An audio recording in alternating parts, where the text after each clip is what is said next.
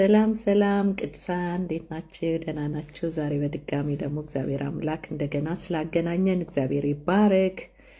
አንድ ነገር በውስጤ መጥቶ ነው እና እግዚአብሔር ካስተማረኝ ነገር አንቀላፍተን ያለንን ነገር እንዳናሰርቅ ነቅተን እንድንቆም ውስጤ በቃ ጌታ ካስተማረኝ ነገር መጽሐፈ ነገሥት ቀዳማዊ ምዕራፍ 3 ታውቃላችሁ። ሰለሞን እግዚአብሔር በአነገሰው ጊዜ ምን ትፈልጋለህ ብሎ ህዝቡን የሚመራበት እግዚአብሔር ጥበብና እውቀትን እንደሰጠው ከዛ በኋላ ግን ምዕራፍ 3 ቁጥር 16 ላይ በዚያን ጊዜም 2 ጋለሞታ ሴቶች ወደ ንጉሱ መጥተው በፊቱ ቆሙ። አንደኛይቱም ሴት አለች፣ ጌታዬ ሆይ እኔና ይቺ ሴት በአንድ ቤት እንኖራለን። እኔም ከእርሷ ጋር በቤት ሳለው ወለዱ። እኔ ከወለድኩ ከ3 ቀን በኋላ ይቺ ሴት ወለደች። እኛ በቤት ውስጥ አብረን ነበርን፣ ከሁለታችን በቀር ማንም በቤት ውስጥ አልነበረም። እርሷም በላዩ ስለተኛችበት የዚች ሴት ልጅ በሌሊት ሞተ። እርሷም በኩለ ሌሊት ተነስታ እኔ ባሪያ ተኝቼ ሳለሁ ልጄን ከአጠገቤ ወሰደች፣ በብብቷም አደረገችው። የሞተውንም ልጇን በእኔ ብብት አደረገች። ልጄን አጠባ ዘንድ በማለዳ ብነሳ እነሆ ሞቶ ነበር። ነገር ግን ትላለች፣ ብርሃን በሆነ ጊዜ ተመለከትኩት፣ እነሆ የወለድኩት ልጄ አልነበረም። ሁለተኛው ሴት ደህነኛውን የኔን ልጅ ነው፣ የሞተው የአንቺ ልጅ ነው እንጂ አንቺ እንደምትዩ አይደለም አለች። ይህችም የሞተው የአንቺ ልጅ ነው፣ ደህነኛው የኔ ልጅ ነው አለች። እንዲሁም በንጉሱ ፊት ይነጋገሩ ነበር ይላል። በጣም ይገርማል። አንደኛዋ ተኝታበት ስላው ላይ ወጣበት ገደለችው። አያያዝ ያላወቀች ማለት ነው። ከዛ የእሷ ከሞተ በኋላ እቺ ደግሞ ተኝታ አንቀላፍታ ከነ ህይወቷ አሰረቀች። እና በጣም የሚገርመው እቺ ሴት እንደ ሞተ የራሷ አውቃለች፣ ግን መታ ያቺ አብራት የነበረችውን ወሰደች። አሁን ይህን ምንድን ነው ልትሉኝ ትችላላችሁ። ተኝታችሁ ግን ያላችሁን ነገር ወይም ህይወታችሁን አታሰርቁ፣ ተዘናግታችሁ አታሰርቁ። እንዲህ አይነት ክፋትን የተሞሉ የራሳቸው ነገር ከጠፋ የሌላው ሚጥፋ ብለው የሚገርመው መስረቁ አይደለም። ንጉሱ ፊት በመጡ ጊዜ ያቺ ደግሞ በብርሃን ባየችው ጊዜ ለየችው የሷ እንዳልሆነ። ወደ ንጉሱ በመጡ ጊዜ ንጉሱ ሊፈርድ ሲል ያለውን ነገር ነው ላወራ የምፈልገው። ሰይፍ አምጡልኝ አለ። ምክንያቱም ሁለቱም የሚናገሩት አንድ ቃል ነው። ግን ያችኛዋ ይሰንጠቃለች። አያችሁ፣ የእናንተ ነገር ቢጠፋ እግዚአብሔር የሰጣችሁ ነገር እኔ ካልተሳካልኝ እኔ ካልሆነልኝ ብለው ግድ የሌላቸው እንደነዚህ አይነት ሰዎች ጋር በእውነት እግዚአብሔር መረዳትን ይስጣችሁ። ይቺ ሴት ምን አይነት ጨካኝ የእግዚአብሔር ነገር ያልገባት እውነት ያልገባት ማለት ነው። ይሰንጠቃለች። ምክንያቱም አልወለደችውማ። ምክንያቱም የራሷን የተሰጣትን ወታ ገላበታለች። አንዳንድ የራሳቸው ነገር የጠፋባቸው የራሳቸው መንገድ የጠፋባቸው እናንተ በደከማችሁ ጊዜ እናንተ ባላስተዋላችሁ ጊዜ ሰርቀው ቢጠፋ የሚጥፋ ቢበላሽ የሚበላሽ ከሚሉ ሰዎች እግዚአብሔር ይጠብቃችሁ። የእግዚአብሔር ራእይ ቢገባት ኖሮ ነው። እቺ ግን የገባት ናት። ከነ ህይወቱ ግን ይደግ ከኔም ቢሄድ ግን ነገሩ አይጥፋ ብላ ያለች። ሰለሞን የያዘው ሰይፍ እንደ እግዚአብሔር ቃል ቆጠሩት። የእግዚአብሔር ቃል የሚፈርድ ነው። በእግዚአብሔር ቃል ፊት በቃ ምንም የማይመስላቸው ወደ ብርሃን ስትመጣ ነው የለየችው። እና ሲመጣ እሱ ሊቆርጠው ሲል ያች ምን አይነት ጨካኝ ናት!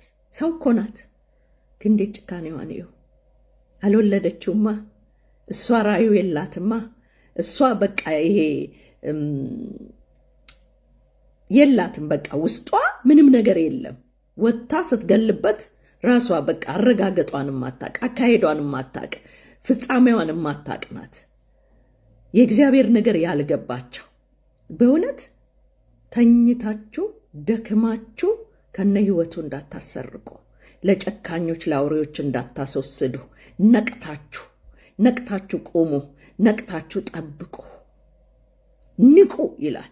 ባላጋራችሁ ዲያብሎስ የሚውጠውን ፈልጎ እንደሚያገሳ አንበሳ በዙሪያችሁ ይዞራል ይላል። በቃ ንቁ ይላል። ሃሌሉያ! ነቅታችሁ፣ ሃሌሉያ! ክፉን ተቃውሙት። እንዴት አድብቶ እንደሚመጣ አታውቁም። በቃ የእግዚአብሔርን ነገር ከእጃችሁ ሊያስጥል፣ የእግዚአብሔር የሆነውን ነገር ራያችሁን ሊያስጥል፣ ህይወታችሁን ሊሰርቅ፣ ደክማችሁ ህይወታችሁን አታሰርቁ። ህይወታችሁን መንገድ በጠፋባቸው ህይወታቸውን አሰርቀው ህይወታቸውን በጣሉ በክፉ ሰዎች የእግዚአብሔርን ነገር በማያውቁ የእግዚአብሔርን ቃል በማይፈሩ በድካማችሁ ገብተው ነገራችሁ እንዳያስጥላችሁ ነቅታችሁ ቁሙ። ዘመኑ ክፉ ነውና፣ ቀኖቹ ክፎች ናቸውና ዘመኑን ዋጁ ይላል። እንደ ጥበበኞች እንጂ ጥበብ እንደሌላቸው አትመላለሱ። ለምን? ጥበበኛ ሰው ከሁሉ በፊት እግዚአብሔርን ይፈራል። እግዚአብሔርን ይፈራል። የጥበብ ሁሉ መጀመሪያ እግዚአብሔርን መፍራት ስለሆነ፣ ከሁሉ ደግሞ ማስተዋልን ገንዘብህ አድርግ ይላል። ምክንያቱም አንዳንዶች ሳያስተውሉ ብኩርናቸውን ሸጠዋል። አንዳንዶች ሳያስተውሉ ዓለምን ወደው እንደነ ዴማስ አይደል ሄደዋል። ስለዚህ እናንተ አታሰርቁ። ዛሬ የምላችሁ አታሰርቁ። ህይወታችሁን ይሁን ራእያችሁን ይሁን ተኝታችሁ አታሰርቁ። ከብብቷ ስር እስክትወስድ ድረስ አላወቀችም።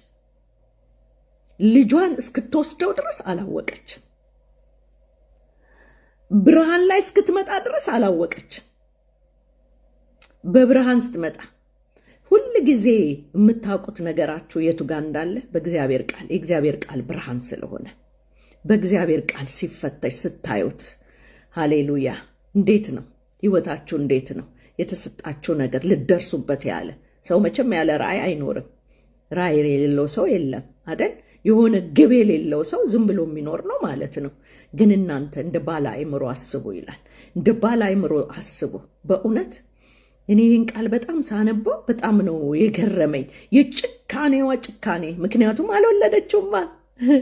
ስለ እናንተ ህይወት ግድ የሚለው ስለ እናንተ ራእይ ግድ የሚለው የእግዚአብሔር ነገር የገባው የእግዚአብሔር ራእይ የገባው በቃ አይሙት አለች። ምክንያቱም እኔ ጋር ሆነ እዛ ሆነ ብቻ የልጁን ህይወት የፈለገች። ያችኛዋ ደግሞ እኔ ምንድነው አንድ ተረት ነበር፣ እኔ እንትን ካላልኩ ሰርዶ አይብቀል አይነት። ምክንያቱም የእግዚአብሔር መንግስት ያልገባቸው የእግዚአብሔር የመንግስቱ ጉዳይ ያልገባቸው እኔነታቸው፣ እኔ ካልበላሁ፣ እኔ ካልታየሁ፣ እኔ ካላደረግኩ የእነሱም ይጥፋ የእሷም ይጥፋ የእሱም ይጥፋ የሚሉ ለእግዚአብሔር እውነት ግድ የሌላቸው ከእንደነዚህ አይነት ሰዎች እግዚአብሔር ይጠብቃችሁ። እንደ ጥበበኞች እንጂ ጥበብ እንደሌላቸው አትሆኑ፣ አታባክኑ ይላል። ሃሌሉያ! መንፈስ ይሙላባችሁ ይላል። ዛሬ እንዲመረኳችሁ እኔና እናንተ መንፈስ የሞላበት በመንፈስ ዲዘርን አድርጎ የሚሄድ ነገሩን የማያሰርቅ የነቃ ህይወት በህይወታችን እንዲበዛለን። ነገራችሁ እንዳታሰርቁት። ተኝታችሁ ተዘናግታችሁ አንቀላፍታችሁ የሰጣችሁን የከበረ ነገር እንዳታሰርቁት። እግዚአብሔር እንደሱን ያስተማረኝ። ምክንያቱም ሰይፉን አምጥቶ ንጉሱ ፊት ነው ሊሰነጠቅ ሲል ተሰንጥቆ ይሰጠናለች። አያችሁ፣ ራእይ የሌላቸው ቢበላሽ ብትወድቁ ከእናንተ ጋር ቢጠፋ የእግዚአብሔር ነገር ቢበላሽ ግድ የላቸው። በቃ ግድ የላቸው። ባለፈው ስናገር እንደነበረ እንደ ትዕማር የመጀመሪያ ባሏ ወንድም በሱ ስም ስለማይጠራ እንዴ የኔ ስም ካልተጠራ ለምን የሱ ስም ይጠራል? ስለዚህ ዘሩን መሬት። እንደዚህ አይነት ሰዎች አሉ። ተጠበቁ። ዘመኑ ክፉ ስለሆነ ነቅታችሁ ዲያብሎስን ተቃውሙት ይላል እና ክፉን ተቃውሙት፣ አታሰርቁ። ያላችሁን ነገር አጥብቃችሁ ያዙ። ተባረኩልኝ። እወዳቸዋለሁ። ስለሰማችሁኝ አመሰግናለሁ። ተባረኩ።